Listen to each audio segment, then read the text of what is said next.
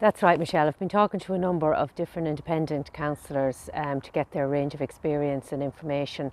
And I suppose one of the main things that came back as being a benefit or a pro of being an independent councillor was the fact that you could be a free agent, that you were more or less free to voice your own opinions on different issues and topics, and that you weren't bound by a party whip.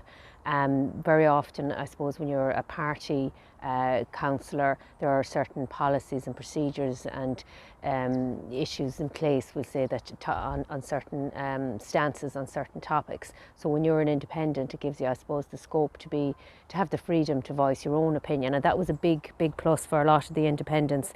The other point many independents made was that as an independent you could use your position as a bargaining position within a county council structure to form alliances with other political parties. So say if Fianna Fáil did a deal with independents on the county council, then you could be and have a pivotal role then in that, and you might also have a chance at a position such as chair or vice chair of the council, or indeed chair of an SPC, or indeed to be on the board, for example, of the GREBT or the educational boards. And all of those different positions bring, I suppose, an extra increment or an extra income revenue source for you as well, which can add to your revenue for being a councillor. So that's an extra plus, I suppose, because people will make the argument that independents have no clout or power, but if you are in a bargaining position like that and can form an alliance with political parties, then you do have clout and power.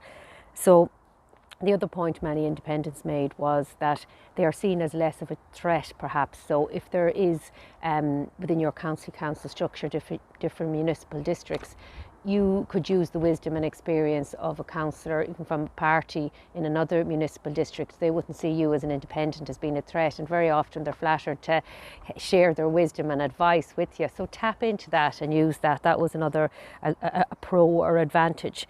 And also being, I suppose, a female, offering a fresh perspective voice as an independent was a pro.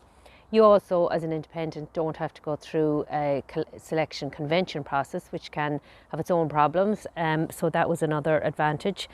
There were a number of disadvantages highlighted then by the independent councillors I spoke to. And I suppose the top one really disadvantage came around the issue of finance. So it can cost anywhere between, I suppose, 5,000 and 7,000 to contest a local election as an independent councillor. So this may be cost prohibitive for some candidates.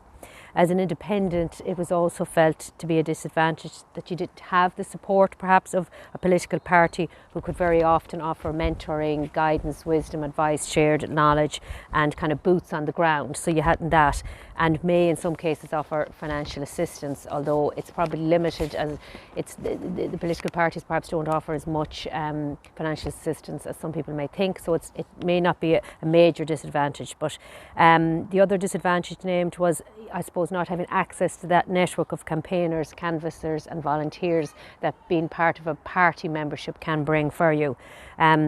You also wouldn't have access to a press office within a political party to assist in the run-up to an election, so that was seen maybe as a disadvantage if somebody had access to that and was able to tap into it from a political party. And as an independent newcomer, it can be difficult to unseat an incumbent party councillor. But I suppose that's true for whether you're a party newcomer or an independent. But they were all the main points listed as advantages and disadvantages of being an independent councillor.